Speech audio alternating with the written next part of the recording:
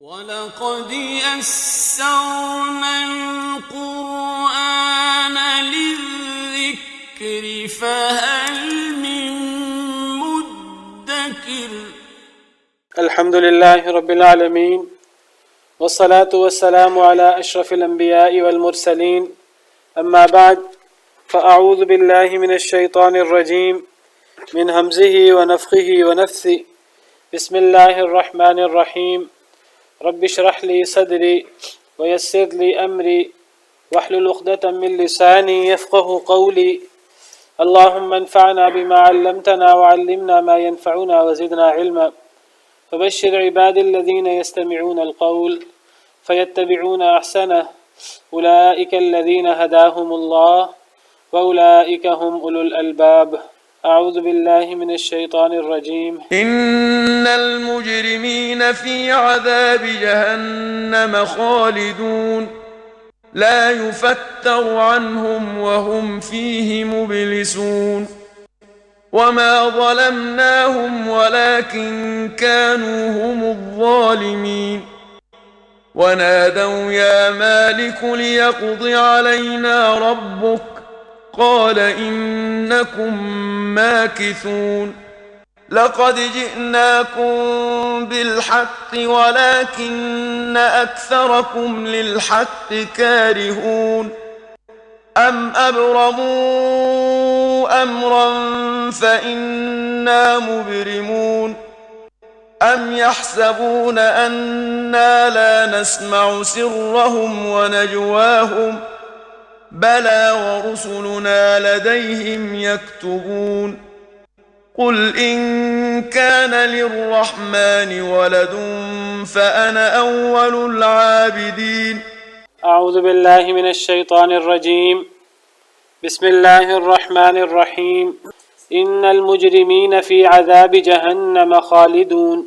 پچھلے لیکچر میں ہم نے اہل جنت اور ان کے لیے اللہ کے ہاں جو مقام، جو مرتبہ اور جو اللہ نے ان کے لیے نعمتیں چھپا کر رکھی ہیں جنت میں، ان کا تذکرہ پڑھا، اور یہ نعمتیں اللہ کی کن لوگوں کو ملنی ہیں۔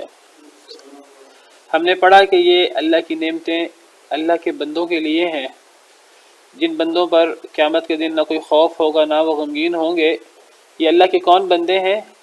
یہ وہ اللہ کے بندے ہیں جو ایمان لائے اللہ رب العالمین کی آیات پر، وکانوا مسلمین، اور اللہ کے سامنے تابع فرما رہے، اللہ کے احکامات کے سامنے سر تسلیم خم کیا۔ تو ایسے لوگوں کے لیے اللہ کے ہاں جنت ہے۔ اور جو لوگ اللہ کی آیتوں پر ایمان نہیں لاتے، اللہ کی آیتوں کا انکار کرتے ہیں، سب آیتوں کا یا بعض آیتوں کا۔ بعض لوگ کہتے ہیں کہ جی ہم تو اللہ کی آیتوں کا سب کا انکار نہیں کرتے، ہم تو اکثر احکامات مانتے ہیں، بس فلاں حکم نہیں مانتے، بس فلاں بات نہیں مانتے، بس سود کا ہی تو مسئلہ ہے، بس فلاں ہی تو مسئلہ ہے، بس یہ ایک حرام کھانے کا تو مسئلہ ہے، باقی تو ہر چیز میں ہم اللہ کی اطاعت کرنے کی کوشش کرتے ہیں۔ تو یاد رکھیے کہ اللہ کی آیتوں کے انکار سے مراد تمام آیتوں کا انکار نہیں ہے، بعض آیتوں کا انکار بھی گویا کہ سب آیتوں کا انکار ہے۔ یہ اسلام کے منافی ہے۔ اللہ نے ہمیں اسلام پر سلامتی میں پورا کا پورا داخل ہونے کا حکم دیا ہے۔ یا ایھا الذین آمنوا ادخلوا فی السلم کافہ، اے ایمان والو سلامتی میں پورے کے پورے داخل ہو جاؤ۔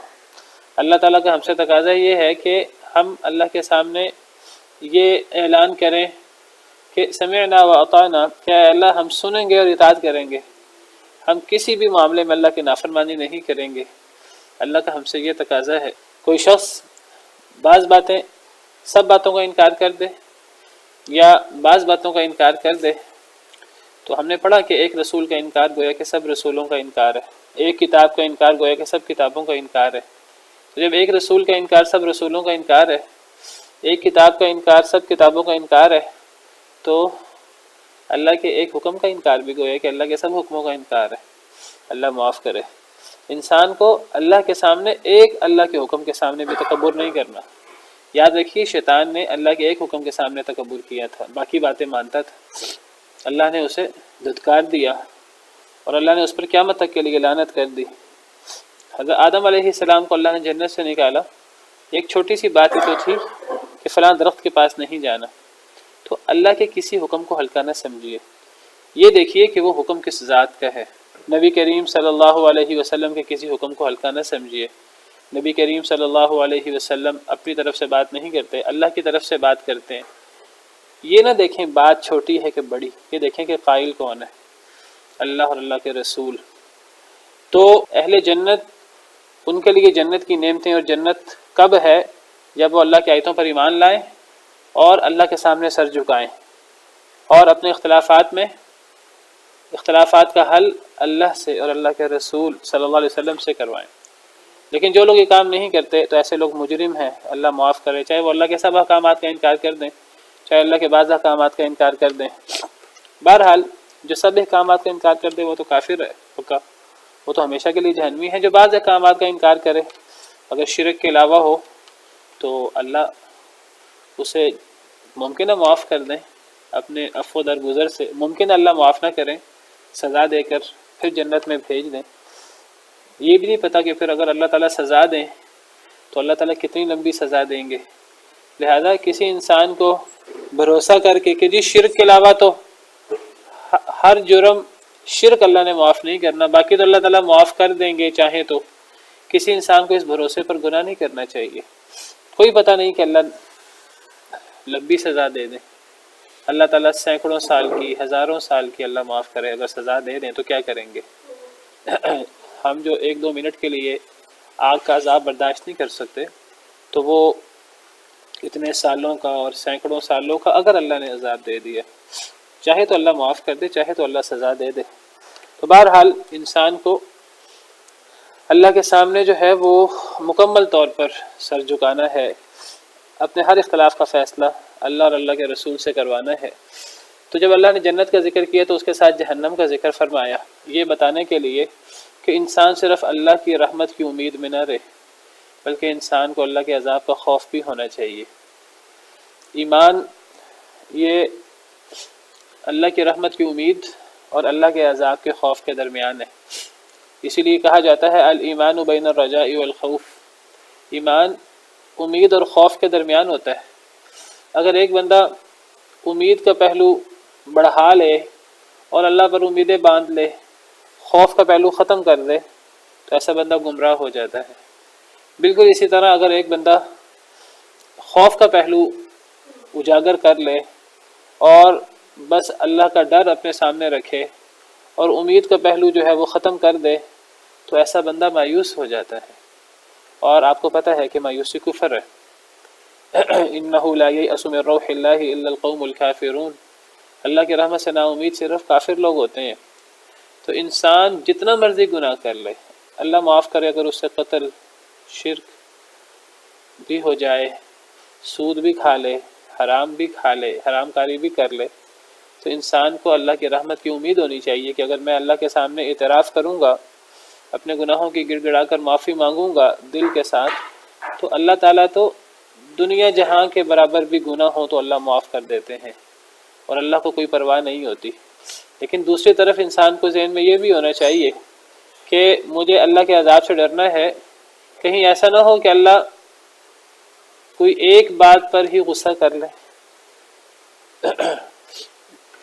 ممکن ہے اللہ تعالیٰ رب العالمین ہیں، مالک الملک ہیں، بادشاہوں کے بادشاہ ہیں، شہنشاہ ہیں، دنیا کے بادشاہ، کوئی ان کی حیثیت نہیں ہوتی، بعض دفعہ چھوٹی سی بات پر بڑا انعام دے دیتے ہیں، بعض دفعہ چھوٹی سی بات پر بڑی سزا دے دیتے ہیں۔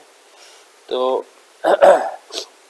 اللہ تعالیٰ تو بادشاہوں کے بادشاہ ہیں، اللہ سے بڑا تو کوئی نہیں ہو سکتا۔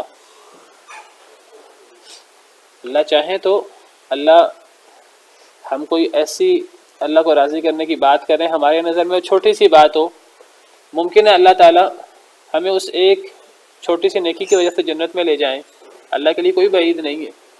حدیث مبارکہ میں آتا ہے کہ ایک بنی اسرائیل کی ایک خاتون نے کتے کو پانی پلایا، وہ زانیہ تھی، بدکار تھی، اللہ نے اسے معاف کر دیا، اللہ نے اسے جنت میں بھیج دیا۔ وہ شاید شرک نہیں کرتی تھی، لیکن باقی اس کے اندر بڑے گناہ تھے، بڑی وہ اللہ کی نافرمان تھی، لیکن کتے کو پانی پلا کر اللہ نے اسے جنت میں بھیج دیا۔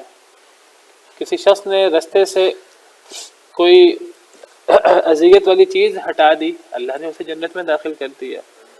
اور ہم نے یہ بھی سنا ہے کہ ایک عورت نیک تھی، روزے رکھتی تھی، نمازیں پڑھتی تھی، لیکن اس نے بلی کو باندھا، بلی کو کھانا نہیں دیا، بلی کو پینے کو کچھ نہیں دیا، وہ بندے بندے مر گئی، تو اللہ نے اس وجہ سے اسے جہنم میں ڈال دیا۔ تو یہ باتیں ذہن میں رکھیے، اللہ کی رحمت کی امید بھی ہمارے ذہن میں ہونی چاہیے، اور اس کے ساتھ ساتھ اللہ کے عذاب کا خوف بھی ہونا چاہیے۔ یہ دونوں چیزیں ذہن میں برابر ہوں گی تو ایمان ہوگا۔ امید انسان بڑھا لے، خوف ختم کر دے تو اس سے مرجئہ پیدا ہوتے ہیں، اور اگر انسان خوف بڑھا لے اور امید ختم کر لے تو اس سے خوارج پیدا ہوئے۔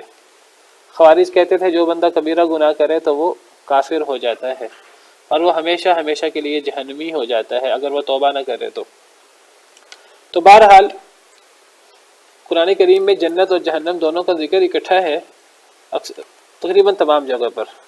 اگر اللہ تعالیٰ جنت کا لمبا ذکر بھی کرتے ہیں تو جہنم کا ذکر مختصر 1-1.5 آیت میں ضرور کرتے ہیں۔ اگر جہنم کا لمبا ذکر کرتے ہیں تو جنت کا ذکر اللہ تعالیٰ لمبا کرتے ہیں یا مختصر ضرور کرتے ہیں، چاہے وہ 1-1.5 آیت میں ہی کیوں نہ ہو، یہ بتانے کے لیے کہ امید اور خوف دونوں ساتھ ساتھ چلیں گی۔ آپ دیکھیے کہ اللہ کے انبیاء سے بڑھ کر اللہ کا قریب، اللہ کا مقرب، برگزیدہ کون ہو سکتا ہے؟ آپ کو پتہ ہے کہ اللہ کے انبیاء بھی اللہ سے امید رکھتے تھے، وہ اللہ سے امید رکھتے ہی تھے، ساتھ ساتھ اللہ کے عذاب کا خوف بھی رکھتے تھے، اللہ کے انبیاء بھی۔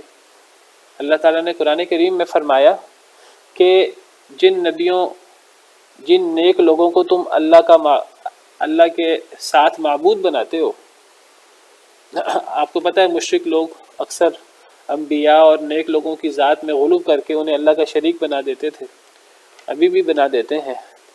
اللہ تعالیٰ فرماتے ہیں کہ جن انبیاء کو، جن اولیاء کو تم اللہ کے علاوہ اللہ کا شریک بنا دیتے ہو ان کی ذات میں غلو کر کے، وہ لوگ خود کیا کرتے تھے؟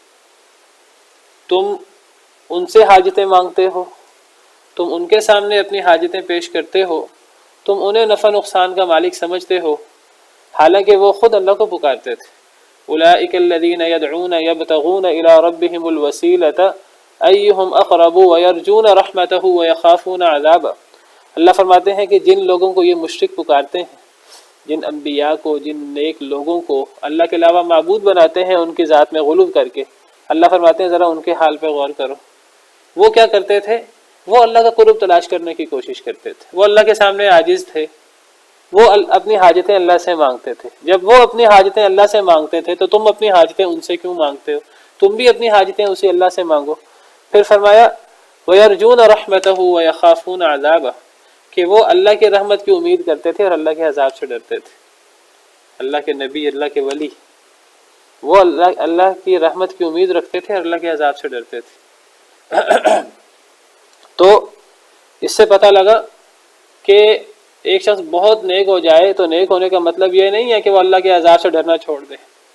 صحابہ کرام رضوان اللہ علیہم اجمعین اپنے اوپر شرک سے ڈرتے تھے، اپنے اوپر نفاق سے ڈرتے تھے، اللہ کے عذاب سے ڈرتے تھے، اور ہر ممکن نیکی کرنے کی کوشش کرتے تھے، اور ہر وقت وہ چکنا رہتے تھے کہیں ہم سے کوئی ایسی بات نہ ہو جائے کہ اللہ ہم سے ناراض ہو جائے۔ تو قرآن کریم میں جنت اور جہنم کے اکٹھا ذکر کے یہ مقاصد ہیں، اور قرآن کریم کی کئی آیات میں اللہ نے اپنے عفو و درگزر کو اور اپنے عذاب کو اکٹھا ذکر کیا ہے۔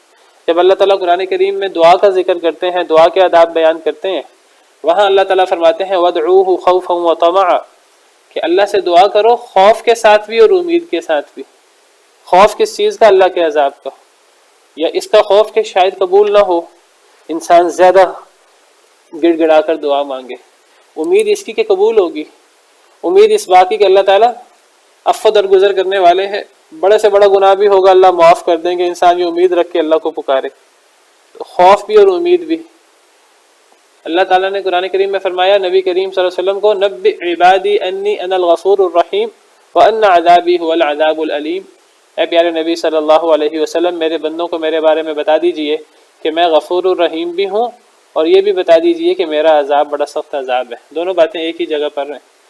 اسی طرح فرمایا ان ربک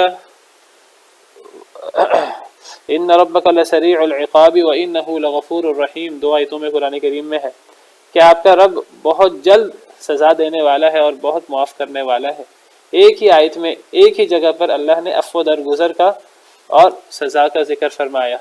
تو اس سے پتہ لگا کہ اللہ کی رحمت کی امید اور اللہ کے عذاب کا خوف، یہ دونوں چیزیں جو ہیں وہ ہر وقت ہمارے سامنے ہونی چاہیے۔ بہرحال تمہید لمبی ہو گئی ہے، تو پیچھے اللہ تعالیٰ نے جنت کا ذکر کیا اور جنت کی نعمتوں کا ذکر کیا، میں نے اس کی تشریح میں آپ کے سامنے بعض احادیث مبارکہ پیش کی۔ تو اب یہاں جہنم کا ذکر ہے، مجرموں کا ذکر ہے۔ فرمایا ان المجرمین فی عذاب جہنم خالدون، بے شک مجرم لوگ جہنم کے عذاب میں ہمیشہ ہمیشہ رہیں گے، والعیاذ باللہ۔ جس طرح جنتی لوگ جنت میں ہمیشہ رہیں گے اور اس کی نعمتیں ہمارے تصور سے بھی باہر ہیں، تو اسی طرح جہنم کا عذاب بہت بڑا ہے، اور جو مجرم ہیں تو وہ جہنم کے عذاب میں بھی ہمیشہ رہیں گے۔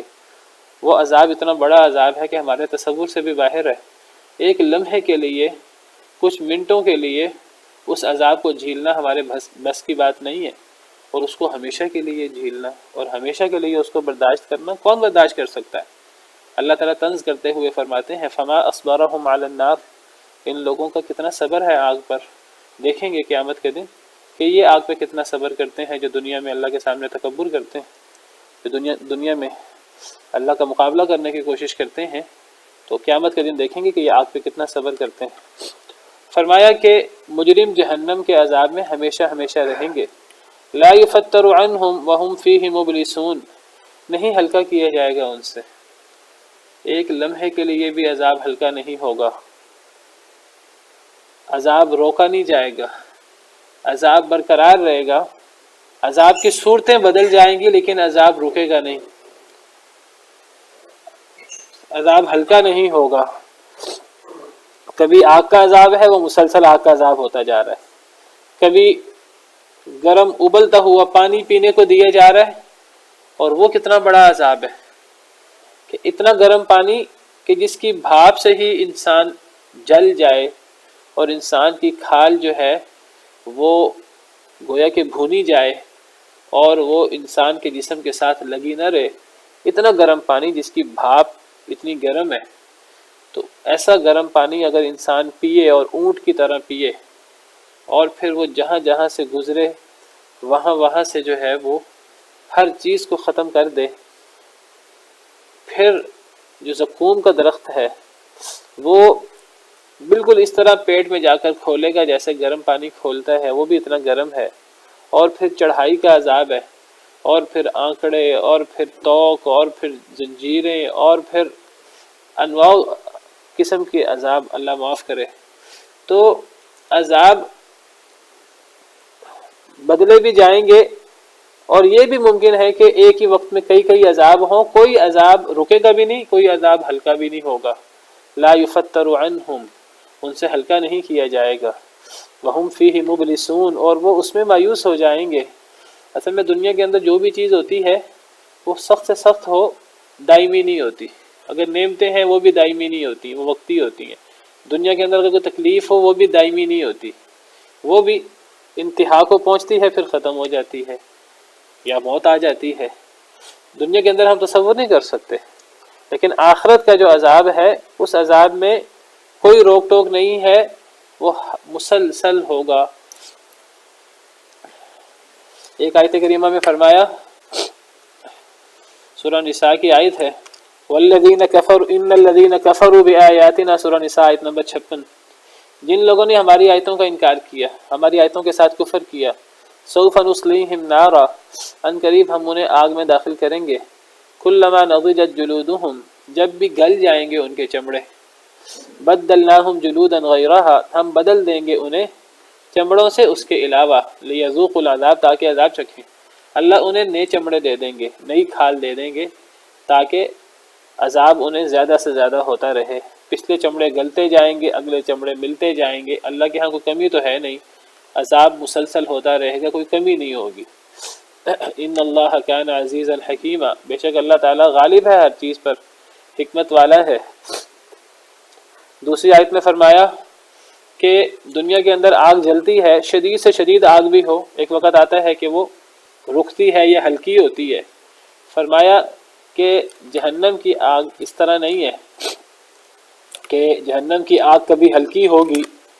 فرمایا سورہ بنی اسرائیل آیت نمبر 97، اللہ فرماتے ہیں وَنَحْشُرُهُمْ يَوْمَ الْقِيَامَةِ عَلَى وُجُوهِهِمْ عُمْيًا وَبُكْمًا وَصُمًّا، کہ ہم انہیں اکٹھا کریں گے قیامت کے دن ان کے چہروں کے بل، عُمْيًا اندھے، وَبُكْمًا اور بہرے، وَصُمًّا اور گونگے، گونگے اور بہرے، مأواہم جہنم، ان کا ٹھکانہ جہنم ہے، کلما خبت، جب بھی وہ آگ ہلکی ہونے لگے گی، جس طرح دنیا میں آگ ہلکی ہوتی ہے، جب بھی وہ آگ ہلکی ہونے لگے گی زدناہم سعیرا، ہم اسے مزید بھڑکا دیں گے، وہ آگ کبھی ہلکی نہیں ہوگی۔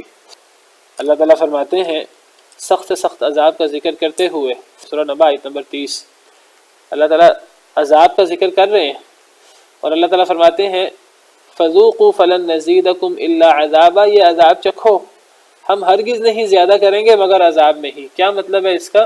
یعنی عذاب میں کمی نہیں ہوگی، عذاب بڑھتا جائے گا، عذاب سخت سے سخت تر ہوتا جائے گا، کوئی کمی نہیں عذاب میں ہوگی دنیا کی طرح۔ وَلِعِیَاذُ بِاللَّہ وَلِعِیَاذُ بِاللَّہ۔ تو یہ جہنم جو ہے یہ اتنا برا ٹھکانہ ہے اور اتنا یہ بدترین عذاب ہے اور یہ اتنی منحوس چیز ہے۔ اللہ کا بہت بڑا کرم ہے کہ اللہ نے دنیا میں ہمارے سامنے جنت کے وعدے بھی پیش کر دیے ہیں اور جہنم کی سزائیں بھی اللہ نے پیش کر دی ہیں۔ تو اللہ تعالیٰ فرماتے ہیں لا یفتر عنہم، یہ آگ ہلکا نہیں کیا، یہ عذاب ہلکا نہیں ہوگا ان سے، یہ آگ ان سے ہلکی نہیں ہوگی، یہ رکے گی نہیں، وہم فیہ مبلسون، وہ اس میں مایوس ہو جائیں گے، اتنا عذاب اور اتنی تکلیف تو وہ مایوس ہو جائیں گے اور انہیں کوئی رحمت کی امید کی کرن بھی نظر نہیں آئے گی۔ اللہ تعالیٰ فرماتے ہیں وما ظلمناہم، اور ہم نے نہیں ظلم کیا ان پر، ولکن کانوا ھم الظالمین، لیکن تھے وہ خود ہی ظلم کرنے والے۔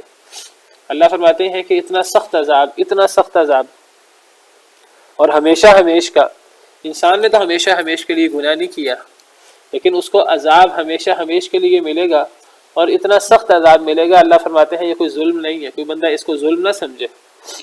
کیوں ظلم نہیں ہے؟ کیونکہ اللہ تعالیٰ دنیا میں بتا چکے ہیں، اللہ بتا چکے ہیں کہ کفر و شرک، اللہ کی آیات کو جھٹلانا، اللہ کے سامنے تکبر کرنا کتنا بڑا جرم ہے۔ جس کے دل میں رائی برابر تکبر ہوتا ہے وہ جنت میں نہیں جا سکتا، وہ جہنمی ہوتا ہے جو متکبر ہے۔ ان الذين كذبوا بآياتنا واستكبروا عنها لا تفتح لهم ابواب السماء، جو لوگ ہماری آیتوں کو جھٹلاتے ہیں اور تکبر کرتے ہیں ان کے لیے آسمان کے دروازے ہی نہیں کھولے جائیں گے۔ ولا يدخلون الجنة حتى يلج الجمل في سم الخياط، جنت میں داخل نہیں ہو سکتے حتیٰ کہ اونٹ سوئی کے ناکے سے گزر جائے۔ جس طرح اونٹ سوئی کے ناکے سے نہیں گزر سکتا، اس طرح اللہ کی آیتوں کو جھٹلانے والا، تکبر کرنے والا جنت میں داخل نہیں ہو سکتا، اس کا ٹھکانہ جہنم ہے۔ اور اللہ نے یہ سزا دنیا میں بیان کر دی ہے اور ایک دفعہ نہیں، دسیوں، بیسیوں، سینکڑوں مرتبہ اللہ نے بیان کی ہے۔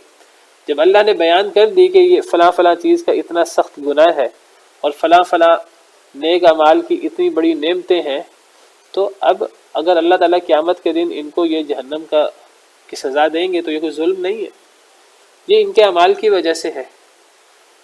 اور آپ یہ نہ سمجھیے کہ ان کی زندگی تو 20 سال کی، 40 سال کی، 50 سال کی، 100 سال کی، 400 سال کی، زیادہ سے زیادہ 1000 سال کی۔ عذاب ہمیشہ ہمیش کے لیے کیوں؟ یاد رکھیے کئی دفعہ ایک گناہ کہنے کو وہ ایک گناہ ہوتا ہے، وقتی گناہ ہوتا ہے، لیکن اس کا وبال بہت زیادہ ہوتا ہے۔ اور اللہ تعالیٰ دنیا میں یہ حقیقتیں واضح کر چکے ہیں اپنی کتابوں میں، اپنے نبیوں کے ذریعے اللہ تعالیٰ یہ چیزیں ہمارے سامنے واضح کر چکے ہیں، بیان کر چکے ہیں کھول کھول کر۔ یا تو اللہ نے بیان نہ کیا ہو، کیا اللہ تعالیٰ نے نہیں فرمایا کہ انسان منہ سے کئی دفعہ ایک ایسا کلمہ نکالتا ہے کہ وہ ایک کلمہ انسان کو جہنم میں 70 سال کی گہرائیوں میں اوندے منہ گھرا دیتا ہے؟ صحیح حدیث ہے، وَهَلْ يُكَبُّ فِي النَّارِ إِلَّا حَصَائِدُ أَلْسِنَتِهِمْ۔ اور یہ بھی حدیث مبارکہ میں ہے، دونوں چیزیں ہیں، خوف بھی ہے، امید بھی ہے۔ بعض دفعہ انسان منہ سے ایک کلمہ نکالتا ہے، وہ ایک کلمہ انسان کو جنت کی بلندیوں میں اور جنت کے اونچے درجات میں لے جاتا ہے، ایک کلمہ لا الہ الا اللہ محمد الرسول اللہ۔ یا اللہ اور اللہ کے رسول سے محبت کا کلمہ، یا کوئی ایسا ایمان افروز کلمہ انسان منہ سے نکالتا ہے، وہ ایک کلمہ انسان کو اللہ کی جنتوں کا حقدار بنا دیتا ہے۔ بالکل اسی طرح ایک کلمہ انسان کو بعض دفعہ جو ہے وہ جہنم کی اتھاہ گہرائیوں میں انسان کو گرا دیتا ہے۔ انسان نفلی روزہ رکھتا ہے اور نفلی روزہ انسان کو جہنم سے 70 سال دور کر دیتا ہے، ایک نفلی روزہ۔ تو ایسے برے اعمال ہیں جو انسان کو جہنم میں لے جاتے ہیں۔ تو یہ نہ سمجھیے کہ دنیا کے اندر تو وہ اعمال تھوڑے عرصے کے لیے ہیں، سزا اتنی لمبی کیوں؟ یہ کوئی ظلم نہیں ہے اللہ تعالیٰ کا۔ اللہ تعالیٰ دنیا کے اندر ساری حقیقتیں بیان کر چکے، یاد اللہ نے بیان نہ کیا ہو۔ جب اللہ نے چھوٹے چھوٹے نیک اعمال کا اتنا بڑا اجر بیان کیا ہے تو اللہ نے برے اعمال کے بڑے بڑے گناہ بھی بیان کیے۔ تکبر ایسا گناہ ہے کہ انسان جنت میں نہیں جا سکتا، شرک ایسا گناہ ہے انسان جنت میں جا ہی نہیں سکتا۔ انہ من یشرک باللہ فقد حرم اللہ علیہ الجنہ، کہ اللہ نے بیان نہیں کیا، جب اللہ نے بیان فرمایا ہے اب انسان ہمیشہ ہمیشہ کے لیے جہنم میں رہے، کوئی اللہ کی زیادتی نہیں ہے، کوئی اللہ کا ظلم نہیں ہے۔ اللہ تو فرماتے ہیں ان اللہ لا یظلم مثقال ذرہ، اللہ تو ذرہ برابر ظلم نہیں کرتے۔ اللہ تو انعام اکرام زیادہ دیتے ہیں، جتنا اللہ نے وعدہ کیا ہے اللہ اس سے بھی زیادہ انعام دیتے ہیں۔ سزا اللہ تعالیٰ کبھی جتنی بتائی ہے اس سے زیادہ نہیں دیتے، انعام اللہ تعالیٰ بتانے سے زیادہ دے دیتے ہیں، انعام اللہ تعالیٰ امیدوں سے بڑھ کر دے دیتے ہیں، لیکن سزا اللہ تعالیٰ نے جو بیان کی ہے اس سے زیادہ نہیں دیتے۔ جتنی اللہ نے سزا بیان کی ہے اتنی ہی سزا ملتی ہے۔ انسان ایک نیکی کرتا ہے اس کو 10 اجر ملتے ہیں، اس کے کم از کم 10 70 700 7000، اور پھر اللہ کو پتہ ہے کہ ایک نیکی کا اجر انسان کو کتنا ملتا ہے، لیکن ایک گناہ کا انسان کو وبال ایک ہی ہوتا ہے۔ بلکہ انسان ارادہ کرتا ہے نیکی کا، اگر نیکی نہ ہو سکے ارادے پر اس کو اجر ملتا ہے، اگر وہ نیکی کر لے تو اس کو کم از کم 10 نیکیاں ملتی ہیں۔ گناہ کا ارادہ کرے، گناہ نہ کرے تو اس کو لکھا نہیں جاتا، اگر انسان وہ کر لے تو پھر اسے ایک گناہ لکھا جاتا ہے۔ تو بعض لوگ باور کراتے ہیں یا بعض لوگ کہتے ہیں کہ دیکھو جی انسان 50 سال کی زندگی گزار لیتا ہے، 100 سال کی زندگی گزار لیتا ہے، گناہ کرتا ہے تو اس کو اتنے ہی سزا ملنی چاہیے، یہ ہمیشہ ہمیشہ کے لیے سزا کیوں ملے؟ اللہ یہ سب چیزیں، یہ سب حقیقتیں بیان کر چکے ہیں قرآن میں، یا تو اللہ نے بیان نہ کی ہو، یہ کوئی ظلم نہیں ہے۔ انسان کے اعمال اتنے منحوس ہوتے ہیں برے اعمال، کہ ایک انسان کا عمل بعض دفعہ اللہ کی کتنی مخلوق کا رزق بند کرا دیتا ہے۔ ہم نے پڑھا قرآن کریم میں کہ وَلَوْ يُؤَاخِذُ اللَّهُ النَّاسَ بِظُلْمِهِمْ مَا تَرَكَ عَلَى ظَهْرِهَا مِن دَابَّةٍ، کہ اگر اللہ تعالیٰ لوگوں کو ان کے ظلم کی حقیقی سزا دے دنیا کے اندر تو اس زمین کی پشت پر کوئی جانور بھی برقرار باقی نہ بچے۔ قرآن کریم کی آیت ہے کہ اگر اللہ تعالیٰ لوگوں کے اعمال کا حقیقی صلہ دیں، اتنے منحوس اعمال ہوتے ہیں لوگوں کے کہ اگر اللہ تعالیٰ ان کے اعمال کا حقیقی بدلہ دے تو دنیا کے اندر ایک چوپایا بھی باقی نہ بچے۔ انسان کے اعمال اتنے منحوس ہوتے ہیں، تو ایک انسان 50 سال کی زندگی گزارے کہ 100 سال کی زندگی گزارے کہ 20-30 سال کی اپنی مرضی کی زندگی گزارتا ہے، اس کے سامنے قرآن بھی ہے، اس کے سامنے اللہ کے نبیوں کے وعدے وعید بھی ہیں، اور جو اللہ کے نبیوں کے وارث ہیں ان کی تذکیر اور واعظ بھی ہے اس کے سامنے، لیکن وہ استکبار کرتے ہوئے، تکبر کرتے ہوئے، تکذیب کرتے ہوئے ہر چیز کو جھٹلا دیتا ہے، تو اس کے لیے ہمیشہ ہمیشہ کے لیے جہنم کی سزا ہونا بالکل عادلانہ انصاف والا فیصلہ ہے، یہ کوئی اللہ کا ظلم نہیں ہے۔ اسی لیے فرمایا وما ظلمناہم، ہم نے ظلم نہیں کیا، ولکن کانوا هم الظالمین، لیکن وہ لوگ خود ہی ظالم تھے۔ وَنَادَوْا يَا مَالِكُ لِيَقْضِ عَلَيْنَا رَبُّكَ، وہ پکاریں گے قیامت کے دن، جہنمی جہنم میں ہوں گے، وہ پکاریں گے یا مالک، اے مالک۔ مالک جہنم کے دروغے کا نام ہے، جو جہنم کے دروغوں کا سردار ہے اس کا نام مالک ہے۔ یہ اللہ کا فرشتہ ہے، اللہ کا اطاعت گزار، اللہ کا عبادت گزار، اللہ کی تسبیح کرنے والا، لیکن اللہ نے اس کو جہنم پر مقرر کیا ہے۔ یہ جہنم کے تمام دروغوں کا سردار ہے۔ جہنم کا ایک دروغہ نہیں ہے، جہنم کے بہت سارے دروغے ہیں، بڑے بڑے تو 19 ہیں۔ علیہا 19، سورہ مدثر میں فرمایا کہ جہنم کے اوپر 19 فرشتے مقرر ہوں گے، اور یہ بات پچھلی کتابوں میں بھی موجود ہے کہ جہنم میں 19 فرشتے مقرر ہوں گے۔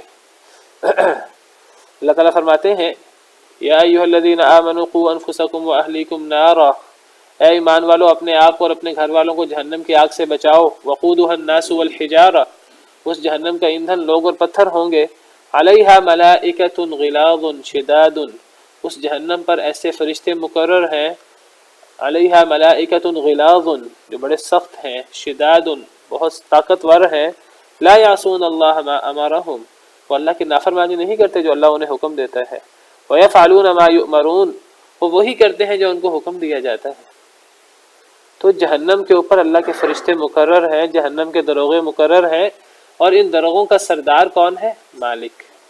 اسی طرح جنت کے اوپر بھی اللہ کے فرشتے مقرر ہیں، جنت کے بھی دروغہ اور جنت کے بھی پہرے دار ہیں، اور ان کا سردار کون ہے؟ رضوان۔ ان کا سردار کون ہے؟ رضوان، اس کا نام رضوان ہے، جو جنت کے دروغوں کا اور جنت کے پہرے داروں کا سردار ہے۔ اللہ تعالیٰ نے سورہ زخرف میں ہم پیچھے پڑھ آئے ہیں، اللہ نے جنت کے بھی دروغوں کا ذکر کیا ہے اور جہنم کے بھی دروغوں کا ذکر کیا ہے۔ آپ یہ الجھے نا کہ یہاں ایک فرشتے کا ذکر ہے جو جہنم کا دروغہ ہے، تو جہنم کے وہاں 19 پہرے داروں کا ذکر ہے۔ اصل میں جو ایک فرشتہ ہے وہ ان سب کا نگران ہے۔ یہ بالکل ایسے ہی ہے جیسے کہ اللہ تعالیٰ قرآن کریم میں فرماتے ہیں کہ اللہ نے لوگوں کو مارنے کا کام کس کو دے رکھا ہے؟ ملک الموت کو۔ لیکن آپ کو پتہ ہے ملک الموت اکیلا فوت نہیں کرتا، اس کے ساتھ اس کے مددگار بھی ہیں اور فرشتے بھی ہیں۔ قرآن کریم میں یہ بھی ذکر ہے کہ کافروں کو بہت سارے فرشتے فوت کرتے ہیں۔ وَلَوْ تَرَىٰ إِذْ يَتَوَفَّى الَّذِينَ كَفَرُوا الْمَلَائِكَةُ، سورہ انفال کی آیت ہے۔ کاش کہ آپ دیکھیں جب کافروں کو فرشتے فوت کریں گے، ان کی پیٹھوں پر بھی ماریں گے اور ان کے چہروں پر بھی ماریں گے۔ تو یہاں ذکر ہے کہ بہت سارے فرشتے فوت کریں گے، اور قرآن میں یہ بھی ذکر ہے کہ اللہ نے ملک الموت کو مقرر کر دیا ہے کہ وہ تمہیں مارے۔ قُلْ يَتَوَفَّاكُم مَلَكُ الْمَوْتِ الَّذِي وُكِّلَ بِكُمْ، سورہ حامیم سجدہ میں، الف لام میم سجدہ میں کہہ دیجئے کہ تمہیں ملک الموت فوت کرتا ہے جو تمہارے لیے مقرر کیا گیا ہے۔ یہ کوئی ٹکراؤ نہیں ہے، ملک الموت ان کا سردار ہے اور وہ اس کے مددگار ہیں دیگر فرشتے۔ اسی طرح جہنم کے اوپر بہت سارے دروغے ہیں، بہت سارے پہرے دار ہیں، اور مالک ان کا سردار ہے، ان کا ذمہ دار ہے۔ اسی طرح جنت پر بہت سارے پہرے دار ہیں اور ان کا پہرے دار، ان کا نگران رضوان ہے۔ اللہ تعالیٰ جنت کے دروغوں کو، جہنم کے دروغوں کو خزانہ بھی کہتے ہیں۔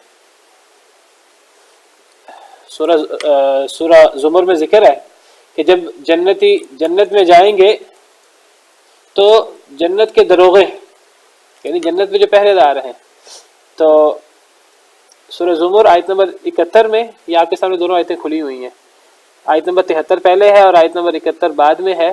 آیت نمبر 71 میں جہنم کے دروغوں کا ذکر ہے اور آیت نمبر 73 میں جنت کے دروغوں کا ذکر ہے۔ اللہ تعالیٰ فرماتے ہیں آیت نمبر 73 میں کہ جو متقی لوگ ہیں ان کو جنت کی طرف اکٹھے لے جایا جائے گا۔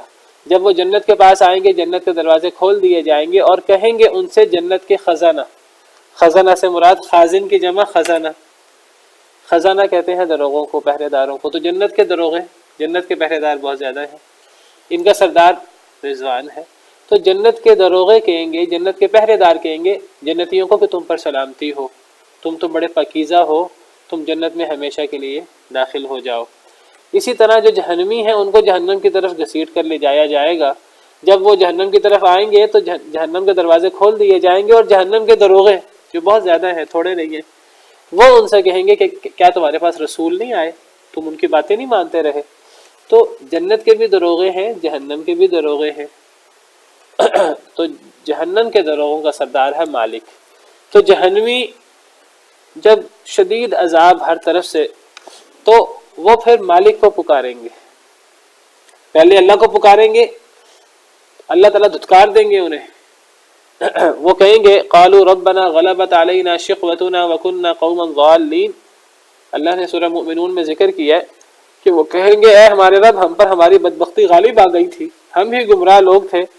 ربنا اخرجنا منها، اے اللہ ہمیں اس جہنم سے نکال دے۔ فَإِنْ عُدْنَا فَإِنَّا ظَالِمُونَ، اگر ہم نے دوبارہ یہی گناہ کیا تو ہم واقعی ظالم ہوں گے۔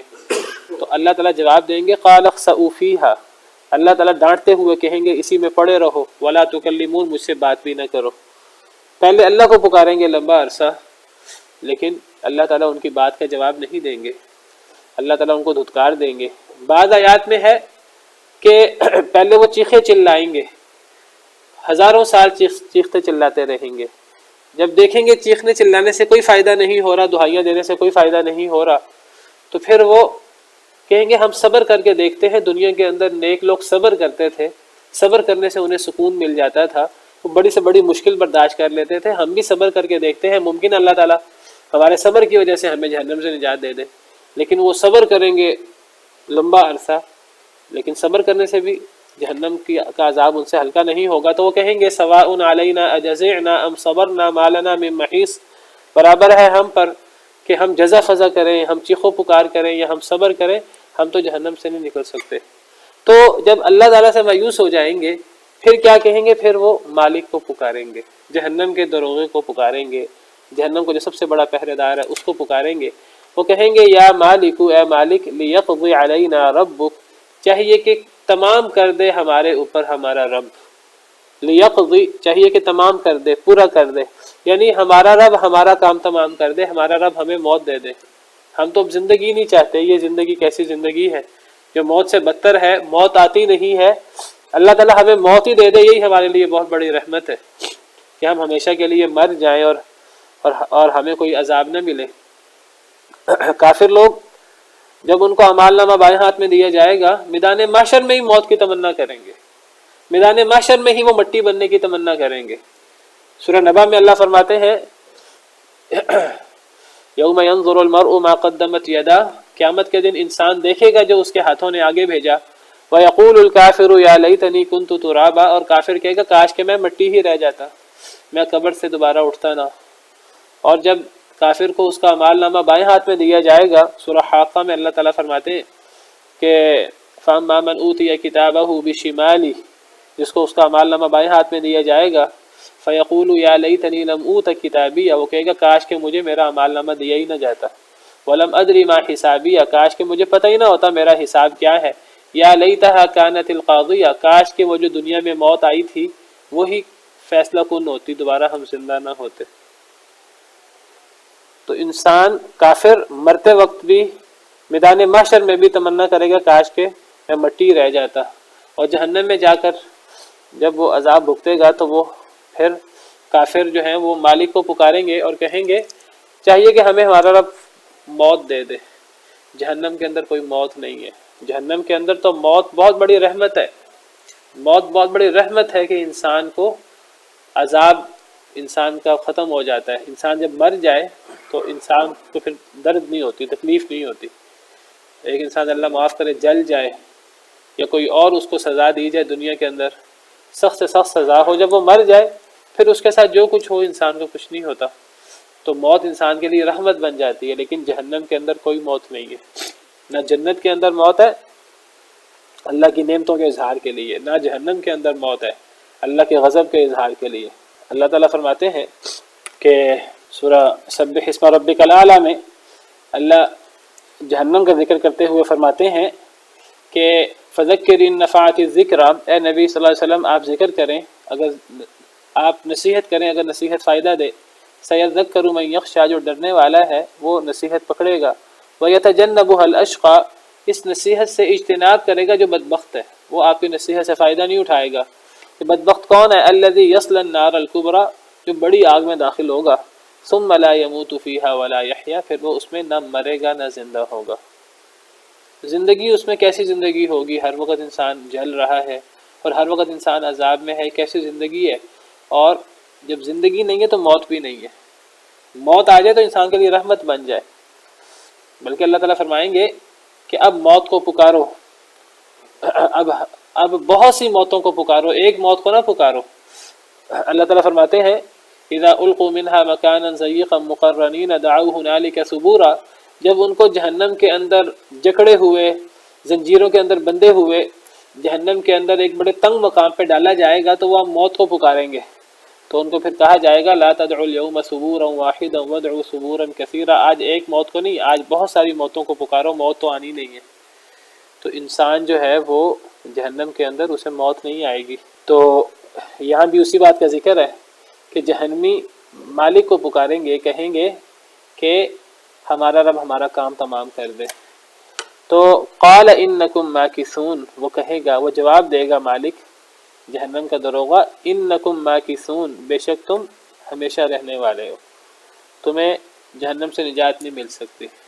سیدنا ابن عباس رضی اللہ عنہ فرماتے ہیں کہ یہ جو مالک کا جواب ملے گا تو مالک کا جواب 1000 سال کے بعد ملے گا، اور 1000 سال کے بعد جواب یہ ملے گا کہ تم نے ہمیشہ رہنا ہے۔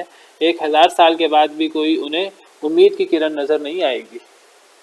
1000 سال تک وہ پکارتے رہیں گے، پہلے اللہ کو پکاریں گے، اللہ تعالیٰ بھول جائیں گے انہیں، جس طرح وہ دنیا میں اللہ کو بلاتے رہے، ٹٹ فار ٹیٹ، عدلے کا بدلہ، اللہ تعالیٰ انہیں بھلا دیں گے۔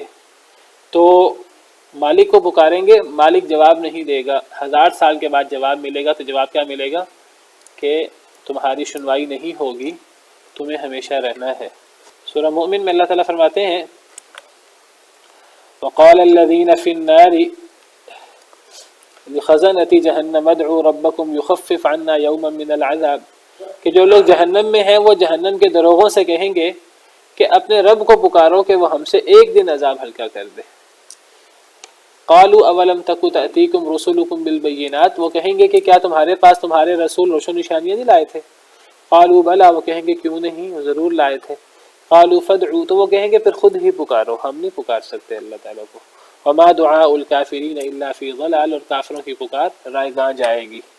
تو ایک دن کے لیے بھی عذاب ہلکا نہیں ہوگا اور نہ ان کو موت آئے گی۔ 1000 سال کے بعد سیدنا ابن عباس فرماتے ہیں مالک جواب دے گا، اور جواب یہی ہوگا مایوسی کا کہ تم نے ہمیشہ رہنا ہے، والعیاذ باللہ۔ لقد جئناکم بالحق، یہ سبب ہے کہ تم جہنم میں کیوں ہو، اور جہنم کا اتنا سخت عذاب کیوں ہے، اور یہ ہمیشہ ہمیشہ کے لیے کیوں ہے، اس کی علت اور اس کی وجہ بیان ہوئی۔ فرمایا لقد جئناکم بالحق، البتہ تحقیق ہم لائے تھے تمہارے پاس حق، تمہارے پاس وحی آئی تھی، اللہ کی کتاب آئی تھی، اللہ کے احکامات آئے تھے، اللہ کے انبیاء کرام علیہم السلام اللہ کے پیغامات، اللہ کی طرف سے نصیحت لائے تھے۔ ولیکن اکثرکم للحق کارہون، لیکن تم میں سے اکثر حق کو ناپسند کرنے والے ہوتے ہیں۔ تم نے حق پر عمل نہیں کیا، حق کا انکار کیا، حق کو ناپسند کیا، بھگتو۔ حق کو ناپسند کرنے کی سزا یہی ہوتی ہے، حق کا انکار کرنے کی یہی سزا ہوتی ہے۔ اور اگر ایک بندہ حق کو مان لے، اللہ کی وحی کو تسلیم کر لے، تو پھر اللہ کی جنتوں کا حقدار بن جاتا ہے۔ یہی بات قرآن کریم میں 10 مقامات پر آپ کو ملے گی۔ اللہ تعالیٰ فرماتے ہیں سورہ ملک میں کلما القی فیہا فوج سألہم خزنتها الم یأتکم نذیر، جب بھی جہنم میں ایک پوری فوج ڈال دی جائے گی، ایک پوری جماعت جہنم میں ڈال دی جائے گی، سألہم خزنتها الم یأتکم نذیر، تو جہنم کے دروغے پوچھیں گے کہ کیا تمہارے پاس کوئی ڈرانے والا نہیں آیا تھا، تم نے اس کی بات پہ کیوں نہیں کان دھرے، تم نے ڈرانے والوں کی باتوں پر عمل کیوں نہیں کیا؟ قالوا بلا قد جاءنا نذیر، وہ کہیں گے کیوں نہیں، ہمارے پاس تو ڈرانے والے آئے تھے، فکذبنا، لیکن ہم نے ان کو جھٹلا دیا تھا، وقلنا ما نزل اللہ من شیء، اور ہم نے کہا اللہ نے کچھ نازل نہیں کیا، ان انتم الا فی ضلال کبیر، تم تو واضح گمراہی میں ہو۔ تو اس سے پتہ لگا کہ یہ جہنم میں ہمیشہ ہمیشہ کے لیے جو انسان جائے گا، جہنمی جائیں گے، اس کی وجہ یہ ہے کہ وہ اللہ کی طرف سے آنے والے حق کو ناپسند کرتے رہے، اللہ کی طرف سے آنے والے حق کا انکار کرتے رہے۔ دنیا کے اندر ہمارے پاس بہت بڑا موقع ہے، بہت بڑا موقع ہے، بہت قیمتی وقت ہے ہمارے پاس، اور یہ کوئی وقت کوئی بہت لمبا نہیں ہے، یہ کسی وقت بھی ختم ہو سکتا ہے۔ ہم دنیا کے اندر جہنم سے بچنے کا سامان کر سکتے ہیں، ہم دنیا کے اندر حق کی پیروی کر سکتے ہیں۔ اگر ہم نے اب تک حق کی پیروی نہیں کی، ہمارے پاس ابھی بھی موقع ہے کہ ہم حق کی پیروی کریں، اللہ کی ساری باتیں مان لیں۔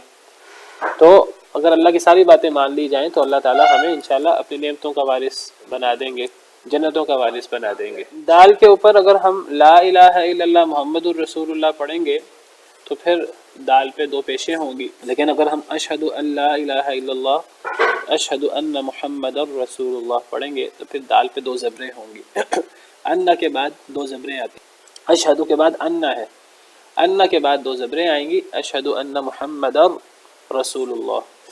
لیکن اگر صرف کلمہ پڑھیں لا الہ الا اللہ محمد الرسول اللہ، وہاں دال پہ دو پیشیں ہوں گی۔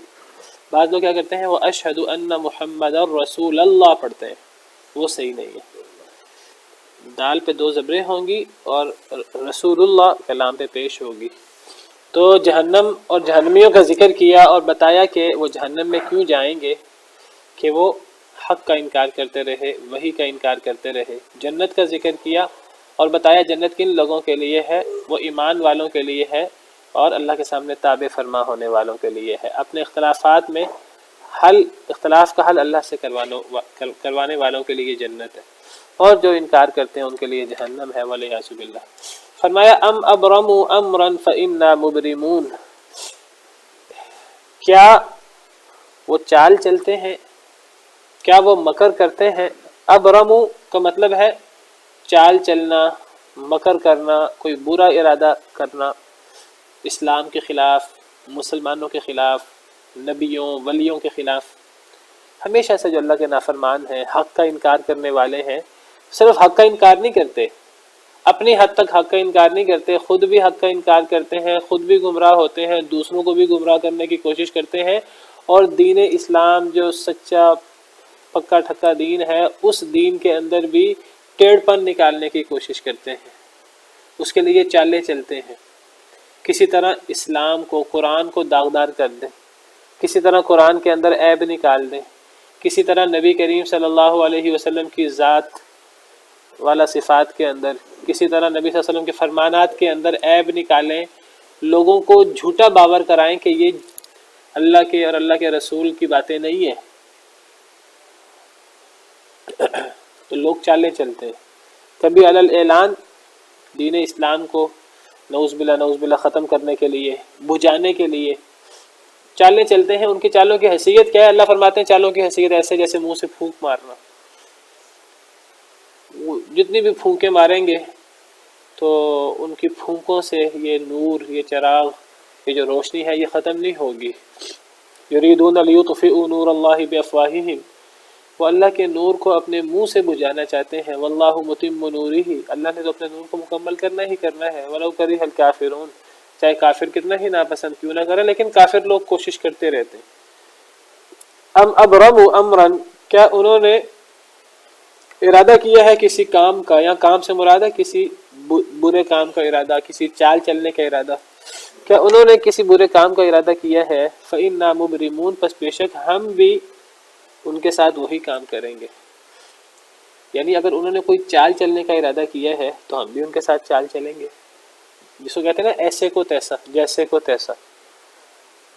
اللہ تعالیٰ کسی کے ساتھ برا معاملہ نہیں کرتے، برا کام نہیں کرتے، بری چال نہیں چلتے، لیکن کوئی اللہ کے ساتھ چال چلنے کی کوشش کرے تو کیا اللہ تعالیٰ اس کی چال اس پر الٹا نہیں سکتے؟ کیا اللہ تعالیٰ اس کے ساتھ برائی نہیں کر سکتے؟ بالکل کر سکتے ہیں، جواب میں اللہ تعالیٰ کرتے ہیں۔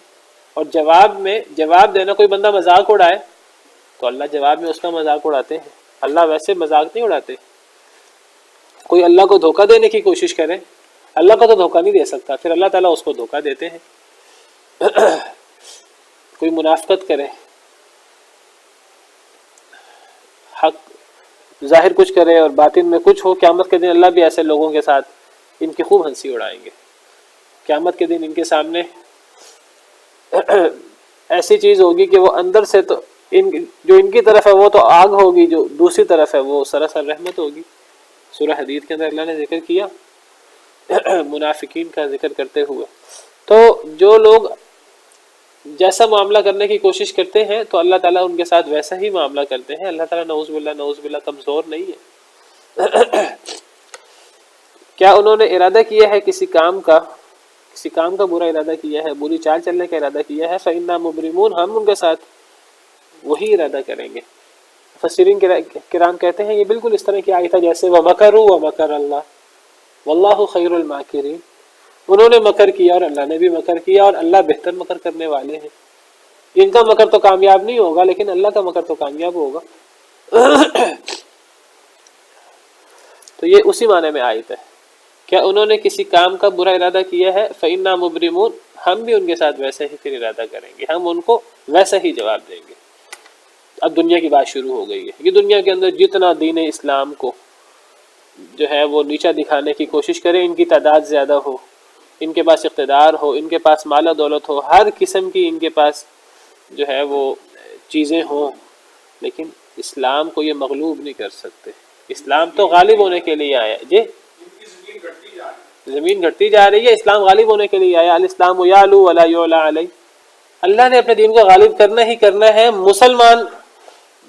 اللہ نے مسلمانوں سے کروانا ہے. اگر مسلمان نہیں کرتے اللہ خود ہی کریں گے. اللہ اکیلے ہی کافی ہیں، اللہ اکیلے ہی کافروں کو شکست دے دیتے ہیں. لیکن اللہ چاہتے ہیں کہ مسلمان اٹھیں اور مسلمان دین کی مدد کریں، جس کو اللہ تعالیٰ اپنی مدد یا نبی کی مدد بامر کراتے ہیں.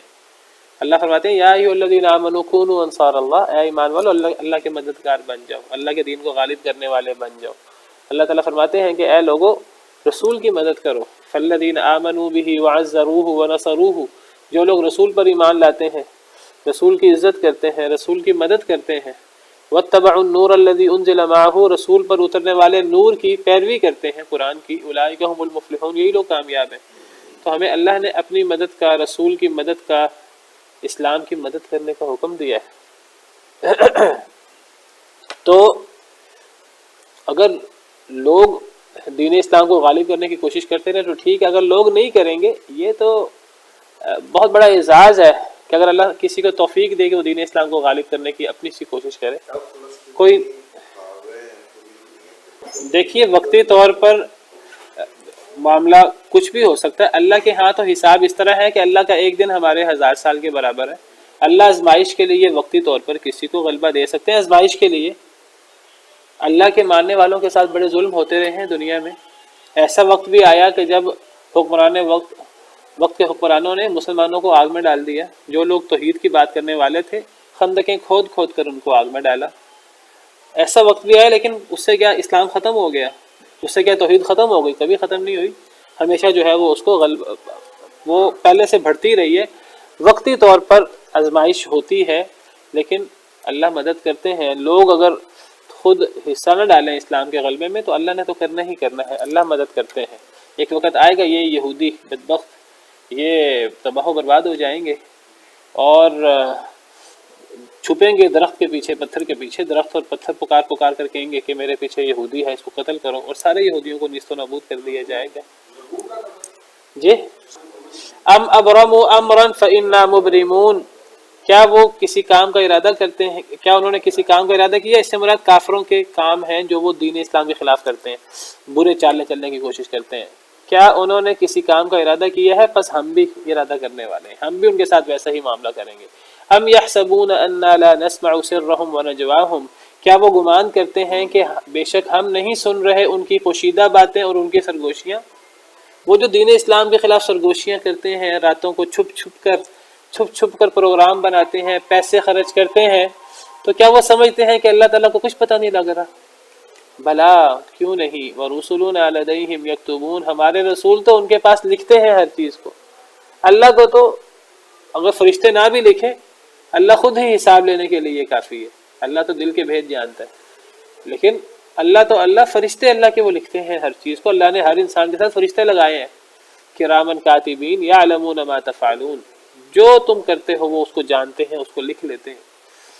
تو تم جتنی بھی کوشش کرو دین اسلام کے خلاف، تمہارے سارے کرتوت لکھے جا رہے ہیں. قل ان کان للرحمن ولد فانا اول العابدین، کہہ دیجئے اے اللہ کے نبی صلی اللہ علیہ وسلم، اگر ہوتا رحمان کے لیے اولاد، اگر ہوتی رحمان کے لیے اولاد، فانا اول العابدین، تو میں پہلا عبادت کرنے والا ہوتا. مجھے کوئی چڑ نہیں ہے اس بات سے کہ اللہ کی کوئی اولاد ہے یا کوئی اللہ کی بیٹیاں ہیں، یا مجھے کوئی چڑ نہیں ہے اس سے. میں تو اس لیے اس کا انکار کرتا ہوں کہ اللہ کی ہے نہیں. اگر بالفرض ہوتی، اگر حقیقت یہ ہوتی اللہ نے اولاد پکڑی ہوتی تو سب سے پہلے اس اولاد کی عبادت وہ پھر وہ معبود ہوتا، پھر اللہ کا وہ حصہ ہوتا، پھر سب سے پہلے میں محمد صلی اللہ علیہ وسلم اس کی عبادت کرتا، میں اس کو اللہ کا شریک بناتا. اگر ایسی بات ہوتی، ایسی بات ہے ہی نہیں. ایسی بات نہیں ہے، اس لیے اللہ کے شریکوں کا انکار کیا جاتا ہے. اللہ کی اولاد کا انکار کیا جاتا ہے، نہ اللہ کا کوئی باپ ہے، نہ اللہ کی کوئی اولاد ہے، نہ کوئی اللہ سے نکلا ہے، نہ اللہ کسی سے نکلا ہے، نہ کوئی اللہ کی بیوی ہے، یہ چیزیں اللہ کے لیے مقرر کرنا در حقیقت یہ بدترین شرک ہے۔ میں نے کئی دفعہ ذکر کیا آپ کے سامنے، یہ بدترین گالی ہے اللہ کے لیے، والعیاذ باللہ۔ اگر یہ چیز ہوتی تو سب سے پہلے میں عبادت کرتا، لیکن ہے ہی نہیں۔ کہتے ہیں کہ کوئی چیز شرط کے انداز میں بیان ہو تو ضروری نہیں کہ وہ چیز موجود بھی ہو۔ سمجھانے کے لیے ایک چیز موجود نہ ہو تو شرط کے انداز میں سمجھانے کے لیے اس کو پیش کیا جا سکتا ہے۔ جیسے اللہ تعالیٰ فرماتے ہیں، اللہ تعالیٰ نے 18 انبیاء کا ذکر کیا سورہ نعم میں۔ اللہ فرماتے ہیں وَلَوْ أَشْرَكُوا لَحَبِطَ عَنْهُمْ مَا كَانُوا يَعْمَلُونَ، اگر یہ سب کے سب مشرک ہو جائیں، یہ نبی اللہ کے برگزیدہ، تو ان کے بھی اعمال ضائع ہو جائیں۔ اگرچہ امکان نہیں ہے نبیوں کے مشرک ہونے کا، سمجھانے کے لیے بتایا۔ نبی صلی اللہ علیہ وسلم کے حوالے سے فرمایا وَلَقَدْ أُوحِيَ إِلَيْكَ وَإِلَى الَّذِينَ مِن قَبْلِكَ لَئِنْ أَشْرَكْتَ لَيَحْبَطَنَّ عَمَلُكَ وَلَتَكُونَنَّ مِنَ الْخَاسِرِينَ، کہ مجھے وحی کی گئی ہے اور مجھ سے پہلے انبیاء کی طرف بھی کہ البتہ اگر آپ نے بھی شرک کیا، سید الانبیاء والمرسلین نے بھی، لَيَحْبَطَنَّ عَمَلُكَ، آپ کے بھی سارے اعمال ضائع ہو جائیں گے اور آپ بھی خسارہ اٹھانے والے ہو جائیں گے۔ اگرچہ آپ سے اس کا امکان نہیں ہے، لیکن سمجھانے کے لیے، اس سے پتہ لگا کہ بات سمجھانے کے لیے ایک محال چیز کو بھی بطور شرط بیان کیا جا سکتا ہے۔ یہ محال چیز ہے، اہمیت بیان کرنے کے لیے، یعنی کوئی ہمیں بلا وجہ کی چڑ نہیں ہے اس بات سے، اللہ شرک سے اور اللہ کی اولاد سے ہے ہی نہیں۔ اگر ہوتی تو سب سے پہلے ہم اس کو ماننے والے ہوتے۔ یہ بالکل یہی بات ہے کہ آپ فلاں بدعت فلاں غلط چیز آپ ثابت کر دو قرآن سے حدیث سے، اگر ثابت کر دو سب سے پہلے ہم مانیں گے اس کو، وہ ہے ہی نہیں۔ اگر ہو تو سب سے پہلے میں اس کی عبادت کرنے والا ہوں۔ بعض مفسرین نے اس کا معنی کیا ہے، وہ کہتے ہیں یہاں عبادت کرنے سے مراد ہے انکار کرنے والا۔ تب پھر کیا تفسیر ہوگی؟ پھر یہاں ان اگر کے معنی میں نہیں ہے، پھر ان نہیں کے معنی میں ہے۔ بعض مفسرین نے یہ بھی اس کی تفسیر کی ہے کہ اے اللہ کے نبی صلی اللہ علیہ وسلم آپ فرما دیجئے نہیں ہے رحمان کے لیے کوئی اولاد، میں سب سے پہلا انکار کرنے والا ہوں۔ لیکن امام ابن جریر طبری، امام ابن کثیر کہتے ہیں کہ یہ تفسیر صحیح نہیں ہے، صحیح تفسیر وہی ہے جو میں نے پہلے کی۔ بعض مفسرین نے اگرچہ یہ تفسیر بھی کی ہے، دو تفسیریں ہیں اس آیت کی۔ ایک تفسیر تو یہ ہے کہ ان اگر کے معنی میں ہے شرط کے انداز میں، اگر رحمان کی اولاد ہوتی، جو ہے نہیں، محال ہے، اگر ہوتی تو سب سے پہلے میں مانتا، میں عبادت کرتا۔ یہ تفسیر صحیح ہے۔ اور اگر ایک محال چیز پر شرط اٹھائی جائے تو ضروری نہیں ہے کہ وہ چیز واقع بھی ہو جائے، سمجھانے کے لیے محال چیز کو بطور شرط بیان کیا جا سکتا ہے۔ بعض مفسرین نے اس کا معنی کیا کہ ان نہیں کے معنی میں، بعض دفعہ ان نہیں کے معنی میں بھی آتا ہے، کہہ دیجئے نہیں ہے رحمان کے لیے اولاد، بس میں سب سے پہلا، پھر عابدین کا وہ معنی کرتے ہیں انکار کرنے والا، آنفین، انکار کرنے والا، میں سب سے پہلے انکار کرنے والا ہوں۔ لیکن امام ابن کثیر نے بھی، عابد کا ایک معنی عانف بھی ہوتا ہے، انکار کرنا بعض لغات میں، لیکن امام ابن کثیر نے، امام ابن جریر طبری نے رد کیا، کہتے ہیں یہ تفسیر زیادہ مناسب نہیں ہے، اگرچہ بعض مفسرین نے بیان کی ہے، پہلی تفسیر ہی صحیح ہے۔ جو اللہ تعالیٰ آسمان و زمین کا رب ہے، عرش کا رب ہے، تو وہ اللہ تعالیٰ جو ہے وہ اولاد سے اور شرک سے ہر چیز سے بالکل منزہ ہے۔ چلیں انشاءاللہ اس بات کو کل مزید مکمل کریں گے۔ سبحان ربک رب العزت عما یصفون وسلام علی المرسلین والحمد للہ رب العالمین۔